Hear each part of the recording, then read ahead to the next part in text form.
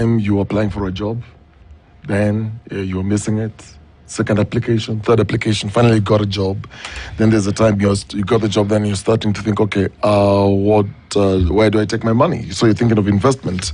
And maybe even there is a couple somewhere thinking, okay, we need to plan for our first child. Now, the one day you're thinking about retirement and then the kind of legacy you want to leave behind, all these are part of plans we make in life. So wherever you are in life, ICEA Lion has a plan for you, from saving in a money market fund to securing your family's future with insurance. Because planning ahead isn't just for some, it's for everyone. ICEA Lion, helping you protect, grow, and plan for life's every stage. Absolutely, and definitely is the way to go. All right. He's the Secretary General of the Kenya University Staff Union, otherwise known as KUSU. Dr. Charles Mukwaya is here with us this morning. Good morning, Dr. Morning, Andrew. Good to have you here. Thank you. And we have questions. We need clarifications. So that's why you're here. Right. But before we put the pedal to the metal, as it were, Dennis would like to welcome you properly with today's proverb. We are in Mauritania, a country that is rich in iron ore, gold, copper, fish, and oil. With all these resources, however, the country is ranked to be among the poorest in the continent. High poverty rates and income inequality is the order of the day in this country. Agriculture and herding is what our rural populations do here to sustain themselves. But from this country as well, we are being told something to do with the trees and how they grow. A tree that grows crooked will never be straightened. How would you interpret that? Very interesting. A tree that grows crooked will never be straightened. Well, I want to imagine then that literally speaking, if you don't correct the wrong right at the beginning, right at the source, chances are that you allow that particular wrong to grow and move on, it might actually balloon out to a situation where you are not able now to correct it at all. Yes, it will snowball into something bigger and bigger than perhaps what you can be able to do. And you know, one thing that has actually snowballed over the recent days is the lecturers and the dawn strike. You know, Exactly. It has been growing crooked throughout, but now it cannot be straightened. But there's hope that it can be. Yes. What's happening? A baby that was born in 2017? No, a baby that was born in August. Yeah. No, okay, September. Okay, October. It's 2 months old. September is now 2 months old. 2 months old. In September, yes. And we've been on strike, almost 2 months old, and we've been on strike for that Yes. period of time. You know, baby's already looking up, starting to smile, cool, car, those things. But this is still happening. So as yesterday we reminded that in order for you to see today and the future, we must look back and then be able to cast that forward. So like Dennis said, what's happening? Still 7.9 billion or nothing? Thank you for this opportunity. Yes, the strike in the university is still on. It's still on because our members, right across all the 42 universities, feel that the government owes them 7.9 billion. And what the government has done, which we commend the government for that so far, they are trying to get around a way of resolving this matter once and for all. Because the feeling of members who have kept on speaking to us through our relevant organs, the National Governing Council, the National Delegates Conferences, and so on and so forth, do indicate that they want the government to pay them 7.9 billion at once and immediately. The government started with proposing the 3 first payment plan. We declined. Then the government came down again and said, okay, fine. Let us try and then get this money paid within 2 phases. That again, our organs have said no. Why? Because they feel that they have been owed this money for far too long a time, from 1st July 2017 to date, and you still want to pay them in phases up to 2029. So this little money is going to be paid for more than a decade. Where will the value of that money be, and where was the value of that money then? That is where we are right now.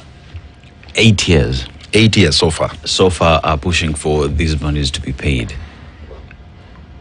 And it has been a conversation every other year. Every other year it's a conversation about the dawn strike. Dr. One would ask the question, why is this money not being paid? What are some of the reasons or excuses you've been given as to why this money is not hitting your account?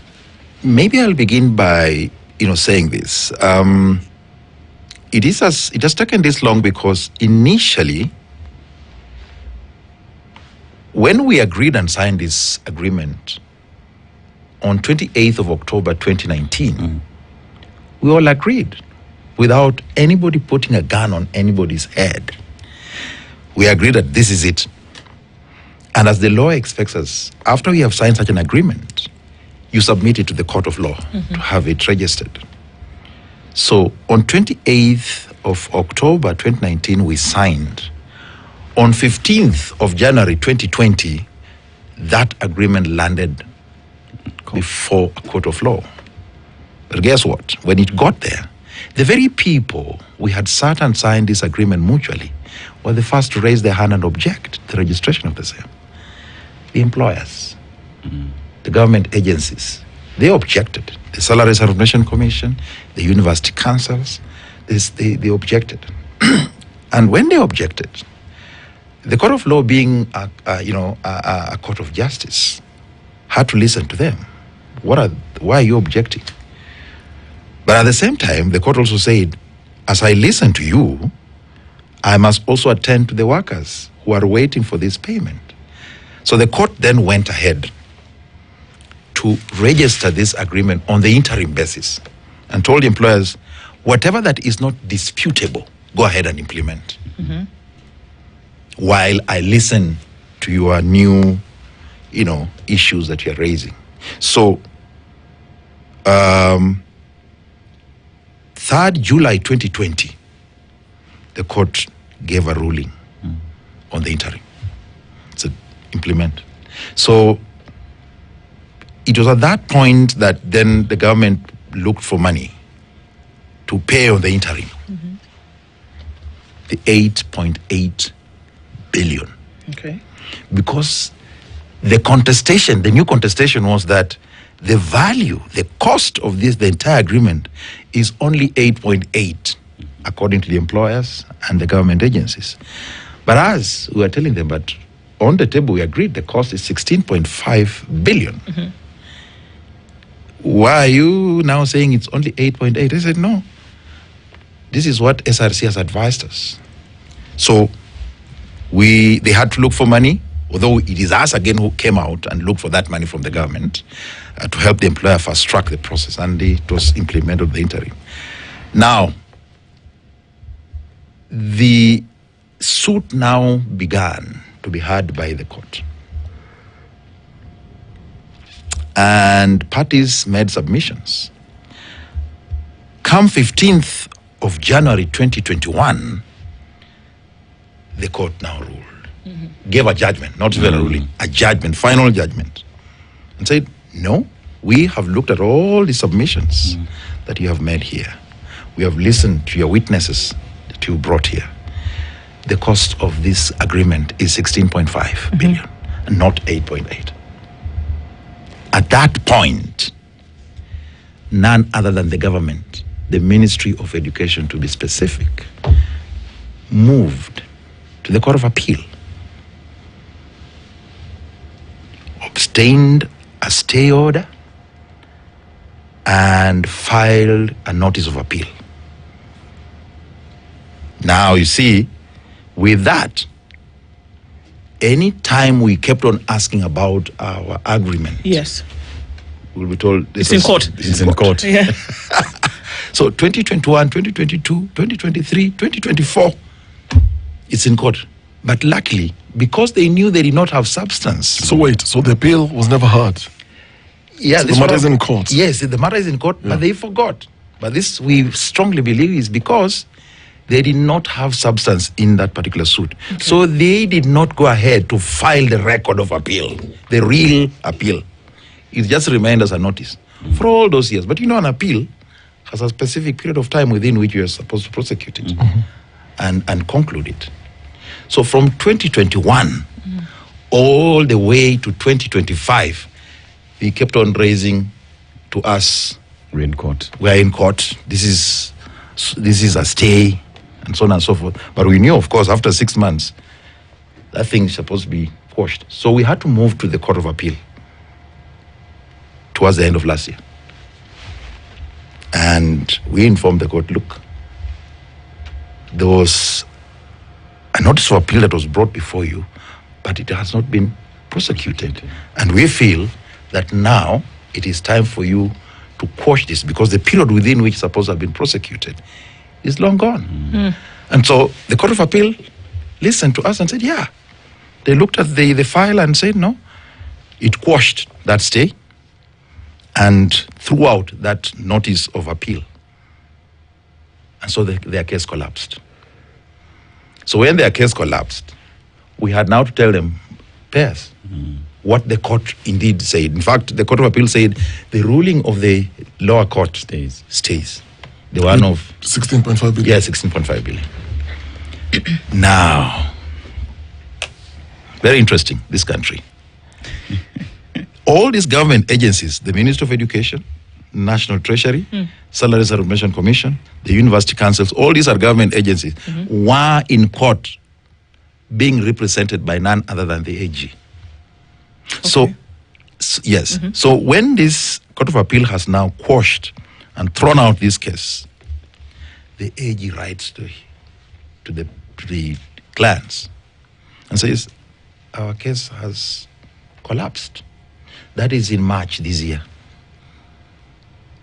It writes, AG's office now writes to the Minister of Education, telling them, our case collapsed. Please get this money, work together with the Treasury, the Salary Settlement Commission, get the money, pay these employees. We forget about this matter now. They again slept on their job. When you say slept on the job, what does that mean? They literally fell asleep, or they not literally slept on the job? It could mean that, because it doesn't make sense that a court pronounces itself on a matter and says, pay this money. However you're going to get it, whatever you're going to do is not our issue. Pay the money. It only makes sense to me that you literally fell asleep if you actually didn't make the payment. Yes. These guys, whether they just forgot about whatever the court had declared, or whether they decided to disregard the advice from the AG's office, but they just did not make any move to sit and, try and get extra budgetary allocation to get this matter addressed. So we hang on, we keep, requesting them until September 10th, 2025. From April 15th, when the AG wrote the letter, we had to wait until September 10th. We now gave them a 7-day strike notice and said, you guys, if you're not paying us, we think we have given you ample time. And this was September 10th, 2025? 25. All right. Yeah. So here we are on November 4th. So actually it is 7 weeks since then. You gave the strike notice. It's supposed to be a 7-day notice. Yes. After the 7 days, there was no movement. And of course, in this case, movement means payment. Right. And so here we are then in the 7th week of the same, without those payments made. Yeah. So I keep saying this is interesting, because we have to look at the ecosystem of this strike. It's not just university workers that are on strike. But what happens as a result of that is that there are 70,000, and that's just the University of Nairobi. Yes. 70,000 students who are not in school. Let's just take the universities in Nairobi: Kenyatta University, Jomo Kenyatta University of Agriculture and Technology. We're looking at the other public universities just in Nairobi, then you want to start going to the counties. Yes. And you want to start, because this is not Nairobi strike. It is it's countrywide, right? So take that 70 and multiply it by, if it's going to be the average of 50,000, multiply it by 20 universities. On the lower side, we're looking at 1 million plus students who are out of school in the first semester of the new year. They've not been in school since September. Now, somebody in government is telling us, what are you talking about? Students are in school. Well, I wonder, okay, they may be in school physically standing there, but there's no teaching that's going on. There is no process of education that is actually happening. Those lives are being affected. There are students who are supposed to be in their internship here. That's not going to happen because who's supervising it? So we don't just have non-academic and non-academic staff not being paid. What we have as a result of that is that we have millions of students who are out of school, who have many traveled across the country, and where are they going to stay? Where are they going to live? The money that they've been given is on its way towards the end of the line, and then they've lost out on that money as well. Yeah. It's a whole ecosystem of problems that have been created by this. Is it somebody playing hardball, or is there actually no money, Dr. Thank you, Do. I wouldn't really want to... First of all, we really sympathize with our students and their parents. Because we have said time and again that majority of our students in our public universities come from very poor families. And so for them to come to the university, it means that their parents have had to sacrifice a lot to get them to school. And so the little money that they're given to come and make good use of it, going through the academic program. But when they come and then they find they're not learning, then that money, as you have rightly indicated, is wasted, But now, as we do that, you are asking whether there's deliberately somebody playing hardball or not. I wouldn't know, but we squarely put this matter at the doorstep of the government. You are the owner of these public institutions. You know pretty well that those institutions are funded by the exchequer. And even where you have maybe felt that it was not, suitable for you to do that because the court has told you, you have chosen to fight it or, challenge it. And the court has told you, no, it is like this. Get the money and do it. So with that aspect or that aspect alone, you could perhaps then see that maybe the government is not being responsible on this particular matter. And number two, it would also mean that perhaps the government is giving education a kind of lukewarm attention. Because sectors in this country, education is key. The knowledge economy is key to any developing country. Look at even our revenue. A big chunk of the total revenue collected in this country comes from the diaspora. The diaspora people who bring money back home here most of them pass through these institutions, and they are trying to bring back the money. But now here we are, we receive the money as a government, but we don't want to make good use of that money by ensuring that education is given priority, it continues developing and churning out, manpower. So I would say that yes, the government maybe is playing hardball. As to whether it doesn't have money, that is neither here nor there, because everybody sees what is happening in this country. Yes, we are seeing money being dished out, even money that is not budgeted for. When you just wake up and say, 20 billion shillings, we give it to whoever, so and so. Remember, first of all, even if health is a sector like education, health is devolved.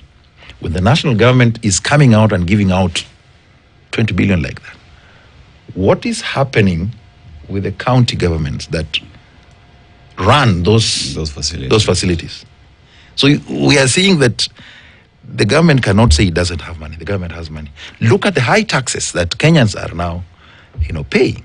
Again, it is not possible that the government doesn't have money. Look, yes. I want to look at the sincerity from negotiators. Let me say negotiators in terms of the union and the government. Right. By the time this CBA was being arrived at, it came out of negotiation where both sides sat on a table and agreed 16.5 billion shillings. And by the time you were depositing these at the court is when there were objections to 16.5. But the origin of 16.5 billion is because both sides sat and agreed on the figure that is 16.5 billion. Why would the government turn around and reject that which it sat on the table and agreed was an amount that we could afford? It's a paradox, even to ourselves. As I said, when we negotiate as negotiators, we don't use any coercion or any form of force to get us arrive at an agreement. But it happened that we can sit, agree, and then you turn around, the same people who have agreed with you, turn around and say, around the corner and say, no, we're objecting to it. We do not know, but we suspect that the turnaround was because of the wrong or misadvice given by the Salary Subordination Commission. The bone of contention that brought out this problem is this. You know, a collective bargaining agreement, when it is being implemented, there are two movements. First of all, you're an employee. You are within a given salary scale or a job group. That job group is not static. Every now and then, every year you move until you reach your maximum of that salary scale. So there is a movement from the notch where you are to the next one, until. Then there's another movement that you have agreed on this table that salary, for example, is going to be 4% salary increase. Meaning for 4 years, 1%, 1%, 1% every year. That movement is horizontal. Year 1, year 2, year 3, year 4. But as you move that way, remember that you're also moving in your salary scale from notch 1, notch 2, like that. Now, when we agreed, we said this particular CBA, the total cost includes horizontal movement and vertical movement. In essence, the movement becomes diagonal. That is how a CBA is implemented. But the Constitutional Commission, mandated to advise government and government agencies on public service remuneration, said no. You cannot move twice. If you move twice, it's double payment. So they are the ones who therefore went ahead and now misadvised these agencies or fellow government agencies and said, no, the cost can only be 8.8. If you do 8.8, then you'll only move horizontal. But if you move, taking into account your automatic annual increment, which is a right to every public servant, it is in the records. Yeah. Yes, to cushion you against inflations and such like. You're cushioned, you move every year. So when you do that total movement, the whole thing comes to 16.5. And we convinced them. That is the one. But funny enough, when it arrived on the desk of the court, the commission misadvised them and insisted, no, it can only be 8.8. All right. You wanted to go? Go, just go. Is this money budgeted? I'm asking because it seems as though there are concurrent conversations during the fiscal year, and that we have to, apply it to the fiscal year because this is a government bill, essentially. So it then follows the financial year. So education at this level, one would assume, falls under this 600 plus odd billion shillings. This money that we're talking about falls within the budget that was already done, right? So when the minister stands in Parliament and gives those numbers, this money that we are talking about is factored into the budget. So it's been budgeted for. It's not somewhere in the middle of the year, university dons and non-academic and academic staff come and say we want an increment. It's not that. So it's money that was budgeted for. So if it was budgeted for, Why do we see this tug of war back and forth for money that you already budgeted for to pay people? It's why is there a renegotiation and having to go to court and all of this? It was in the budget. Why do we have to go back and forth? Very interesting. I think the government would be best placed to answer that. But it is true, monies that come to the universities are budgeted for. But for some reason, strange reason, if you choose not to include part of this money in your budgetary estimates, simply because you think you're in court, thinking that perhaps the court then will give you a favorable a ruling that then will ensure that you only pay whatever little that you budgeted for, that is a problem. For us, this money is budgeted for. What we are being told right now is that this money was not budgeted for. But you remember, the ruling was done in 2020, 21. How many financial years are those? So there is laxity and there is just lack of commitment on the side of those who are responsible to get these budgetary allocations made. So for us, we know that universities get their money budgeted for and it's drawn from the consolidated account. And that's why members are saying, no, you pay us this money. And so as we push right now, what the government is trying to tell us is that, this money was not budgeted for and therefore give us time to ensure that we budget for it. We're saying, no, that's why we have these supplementary budgets. Right. Yes, you have now it has been confirmed that you made a mistake. Carry that burden. Get this thing fixed in whatever budgetary estimate that you want. There is something called Article 223 of the Constitution that allows the government to expend and then regularize those expenditure in the subsequent budgetary estimates.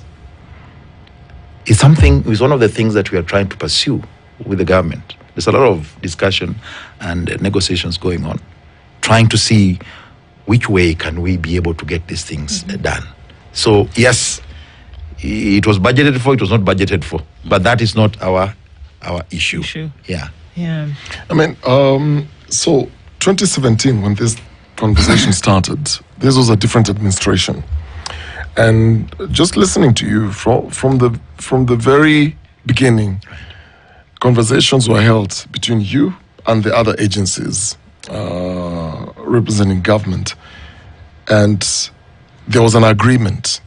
Then suddenly there is a court case and they're the first again to come and object. Right. So clearly it shows there was no goodwill from the very beginning. Right. And the monies that you'd agreed in terms of now the faces. And it almost appears because since we started going to school, we've been seeing a lot of strikes. And a lot of times different administrations and the approach is almost similar. Is they will allow you, okay, go on your strike. They will tell you, okay, go back to work. There will be threats, okay, you might lose jobs, you might do this, you might do that. This cyclical concept from the government standpoint almost feels like, okay, maybe these people are not very, very strategic. So what we're going to do is we're going to make it difficult. We're going to stall this. And this appears like it's just stalling, like I'd said earlier. What will it take to achieve a lasting solution, not just to this, because in another 5 years again, in another administration, something else will come up. You'll sit down with government, you'll have some agreements, then there will be a case taken to court, then there will be an appeal if there's a ruling, and then there will be a judgment much later on, then there will be stalling, then come to the table, let's have a conversation. You said now the current one is, can we have these in phases up to 2029? Already. So it clearly tells you there is a pattern here from as far back as what, 10, 20 years? So there's always been this pattern. What will it take to have this lasting solution? That's my first question. Question number two. Now, I'm looking at the situation with the students, with parents. Even as, we're also being sympathetic that, okay, look, you need to be paid. The court has made a judgment on this, and this is money that you need. But if the strike then continues, because we're in week 7, if the strike continues to week 8, if the let's even assume the strike continues to 6 months, in the worst case scenario, what's Kusu's plan? Number one, to sustain it without again hurting the very institutions that you're representing. It's a catch-22 situation, but how will you balance this? Okay, Dennis, thank you. Yes, I want to agree with you. First of all, there are signs of lack of goodwill from those who are responsible. But then you're asking, what will it take? I also agree with you that it has been for a number of years where we have had this perennial industrial action being undertaken by employees in our public universities, and therefore impeding on the academic programs of these boys and girls. And so it's like it's a continuous cycle, and so on and so forth. Partly, if not majorly, is because these institutions, our vice chancellors do not tell the government the truth. Really? Yes. What do you say about They don't tell the government the truth. About what? When money is required and the amount of money that is required by these institutions, you have been appointed by the government to run that institution on behalf of the government. Right. But you don't give the correct information to your appointee. These are guys who tremble even before peers, before CS. You're supposed to go there and tell him, look, you have given me the mandate to run this institution, but for this particular financial year or this particular period, I need this amount of money. And there's none. Please give me, and of course you're giving that with your documentary evidence to support your justifications. You see that? That's number one. They don't tell the government the truth that actually our members of staff require this amount of money. How do they do it? They do that by not including these CBA monies in their budgetary estimates. If you don't put, we have something called the wage guidelines, 2005. These were released by the late finance minister then, David Mwiraria. They are still in force. According to the wage guidelines, a public employee is supposed to do his or her budgetary estimates using those guidelines. When you are budgeting, go and actually get the guide from there. Ask for what you think is adequate for your employees. But then as you do that, supply enough justification that you need that money. So our universities do not include these CBA monies in their budgetary estimates properly. Why would they do that? I don't know. Number two, they do it late. When we are negotiating, we negotiate late. Like, for example, we are negotiating 2021, 2025 CBA. We negotiate it in 2024. And it's supposed to have begun its life in 2021, but you are negotiating it in 2024. So how many financial years have already passed? So it becomes a challenge even for Parliament to appropriate, because you are negotiating this CBA late. That's another angle, that our university managers are not helping the process. We as unions give them our proposals in good time. For example, we are supposed to be now in the CBA 25-29. This CBA's life began on 1st of July 2025 to cover until June 30th, 2029. Do you know we have not even started it? I beg your pardon? We have not started negotiating it. Yeah? So, obviously it tells you that down the line, a few weeks, again we'll be back on the streets saying, we are supposed to negotiate the CBA. So, the issue here is that the people responsible are not being proactive in doing what they're supposed to do. But I would hesitate and say this. This current government has tried a little bit to try and remove that problem. We did sign our 2021-2025 CBA. We signed it late last year. It's actually in the middle of implementation. It's just a small bit that is remaining. And then we did agree that we start our negotiations for the 25-29 CBA in February this year, which we have not started. But the government was of the view, and is still of the view, that if we begin these CBA negotiations early enough before the cycle begins, we can actually then curtail this perennial industrial action. So it is this arrears of those many years that perhaps is still delaying the jump starting of the new negotiations. So the only way to get out of this cyclic industrial action in the universities is to ensure that we negotiate in good time and get the negotiated and agreed agreements in the budgets, then allow Parliament to appropriate. You know, Doc, another thing that perhaps maybe needs to be pushed is to ensure that we have VCs who actually wear their boots and do the job, because we're speaking about individuals who are afraid of speaking straight to power on what they need. Yes. And one would say it is managing the situation just so you look good, but in the meantime, it will still come back to bite you. So since we know that, fine, there is negotiation that needs to start early, but we need to equally have managers who know what it is they're doing. So as a union, as a major stakeholder, parents, government, students, how do we fix the problem of managers who do not know what it is they're doing? Because we will still end up here. Yes, it's true. I totally agree with you. You know, Kenya is a very interesting country where we have politicized everything, including education. I can tell you, the men and women appointed to run these institutions know which side of their bread is buttered. And when they are speaking to the powers that are, they are very careful. Because they want to keep their jobs, number two.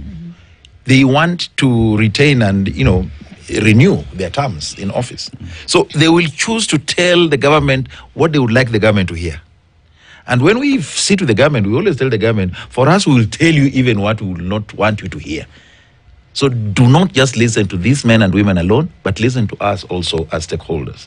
And this is something we have even told in the current crisis. We have told the Ministry of Education, the CS and the PS, you made a mistake by only listening to SRC, only listening to the Vice Chancellors. Because the Vice Chancellor, he will not tell you that I need this money now. There was only one Vice Chancellor who used to do that. May God rest his soul in peace. Professor George Magoha. And the crop of vice chancellors during his time, Professor Mugenda in KU, Professor Mebo in JKUAT, Professor Twitowek in Egerton, Professor Mibei in Moi. Those who are people who would run these institutions and say, hey, we're having a problem. And Magoha would lead them and say, what do we need? We need money. Come on, let's go. And they will all go to Jogo House. So it sounds to me that it's not a money problem, but it's a leadership issue. It's leadership. Leadership is lacking in our institutions. When we have men and women who are afraid to speak the truth, what do you expect? What do you expect? We'll have these problems. And now when they are cornered, they say, no, it was SRC that was advising us. But what did you tell SRC? It begins from the employer. The information that you share with that commission is what will inform that commission's advisory. But even without being told, Yes. Don't you think they know what the issue is? They don't even need to be told. If you are actually the education CS, obviously you have your ears on the ground. You will know, even if you're not being told, we have a problem in our universities. Yes. You will seek to find answers. So what's going on? You have directors under you. You've got managers under you. And they will obviously know that there is a problem going on in these institutions of ours, though you're not being told the truth. They gather intelligence. They know these things. My question is, do you honestly think the Ministry of Education, and in this case by extension, government in general, cares about lecturers in this country? I would tell you, from what is happening and what has happened in the past, the government seems not to be so concerned with education. The government is not concerned. The government seems to be concerned with other things. For example, road construction, housing, health,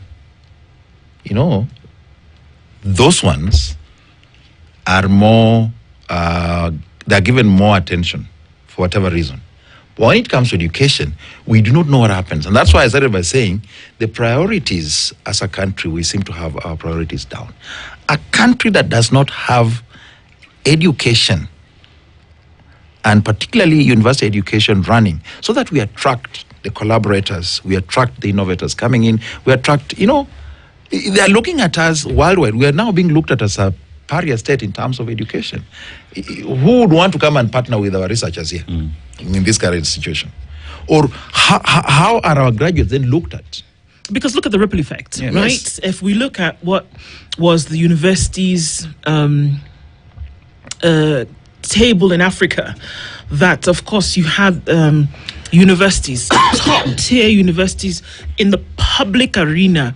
You had University of Witwatersrand in South Africa, University of Nairobi, Yes, University of Ibadan in Nigeria, Makerere University in Uganda. Because there is continuity of excellence, and there's so many pillars that contribute towards that. It's not just lecturers in class teaching. That the entire ecosystem has to be at par in order for you to even be on that thing in the first place. So when we look at the effects of something like this, where it looks like it's just a boardroom war, we don't realize the actual effect that it has inwardly, outwardly, to students, to families, to parents. I'm trying to figure out how lecturers who are supposed to be paid not are able to sustain their families. Do you understand? So when we can look at it at an insular level, but then also what happens, just like you're saying, on the face of it, where we are asking that 15%, for example, of the budget goes towards research, for example, in the medical field. Where is that research happening if not at universities? Are you telling me that research is going to be going and be paid for if you can't pay a salary for a lecturer or non-academic staff? This is the thing that we're talking about. Until we have the realization of the total effect that something that you can't sit down and actually do in a boardroom or wherever it is that you have your meeting, if you don't see the effect of that, then it seems to me we have a much deeper problem. Because we can find 50 million on a Sunday, we can find 100 million on a Saturday, we can find that money, but then to mitigate the negative effect of not doing something like this, we don't seem to be able to do that. What's it going to take for us to see? It's just like corruption. We dilly-dally with it because we don't actually see the effect of it on economies, on people, on families, on individuals, on children. And so we still, doing this flirtatious dance with it. But this is not funny. It's not. It's not. I can tell you, this is right in the corner of the government. If the government puts down its foot and say, we want to pay attention to each and every sector of this economy. I've told you, knowledge economy is key to any developing country, to any country. In fact, when they're looking at how a developed a country is, they look at, the percentage of its population that has, education and so on and so forth. They look at, among other things. Now, when we come to Kenya, the government is a little, you had the head of state the other day saying, look, the problem in our universities, I will not address it. Because that one is being addressed by the minister or the cabinet secretary. No, but he called teachers, 10,000 of them to State House the other day. How is it not a matter to be addressed? He said he's concerned with barabara, he's concerned with housing, he's concerned with health and so on and so forth. But then you ask yourself, don't these other sectors also have cabinet secretaries? They do, yeah. But it tells you that where the rubber meets the road is that the government is not playing its role in ensuring that education in this country is up there. Look at the schools. How late are they receiving their capitation? If they are. You're seeing that? Did I say that out loud? I'm sorry. Yeah, so there is a problem. And that problem, in our view, the government, it is squarely under the feet of the government. The government can put this matter to rest once and for all, and we move ahead. Dr. Radon, we talk about education in universities, now it has told. We had a student leader here last week, and he was just painting a picture of how, when dons go back to class, what it would mean to catch up, to play catch up. Those who are supposed to go for internship might not go because of we're trying to catch up, time has gone and all this. Yes. And you look at the quality that comes at the end of graduation, and there is a problem with that. And if you just pause, for anyone who just pause to look at the education sector and how critical it is to the growth of an economy, the growth of a country, respect a country gets, and one would say, perhaps we need to pay more attention and just do right by the students pretty much and the parents. But do we really care? Yes, I can tell you, one thing I can assure you is that the moment we get back to work and in class to teach our students, we will do our best. Any time that has been lost, I can assure you that will be recovered. Even if it means having evening or weekend classes and eating perhaps into even the holidays, you can be able to do that. But it is true that it may disrupt a bit of, for example, those who are to go for teaching practice, those who are to go for attachment, internship, and so on and so forth, but not quite much. Because remember, we have quite a fairly long vacation from April all the way to September. Yeah, so time can easily be gotten. Just in case we are not able to cover what has been lost within the remaining time and part of early the new year. Okay. Yes, it can still be. What is this doing to the quality of education in the country? Because as we speak today, if you just look at private universities, they are lined up going for graduations left, right, center. Public universities, that stands still. What are we doing to the quality of education? Indeed, it does. It does impact on the quality of education. These disruptions do impact on that. You find then that students are not able, like I know of many parents who are calling, my child is supposed to be in his 5th year engineering. His classmates who went elsewhere are actually graduating. Yep. This one is still in 4th year because of these disruptions. It does in a way affect the quality, but not so much in my view, because we have syllabus that is supposed to be covered. If a student is able to cover the hours that he's meant to cover with the teacher, hours is supposed to cover with practice. If you're doing the practicals or the hands-on, you're still able to cover them. The only thing that it does affect is that it takes you a little longer. It may take you a little longer to finish your academic program. More expensive. And more expensive in terms of what you have to pay, what your parents are supposed to chip in, and so on and so forth.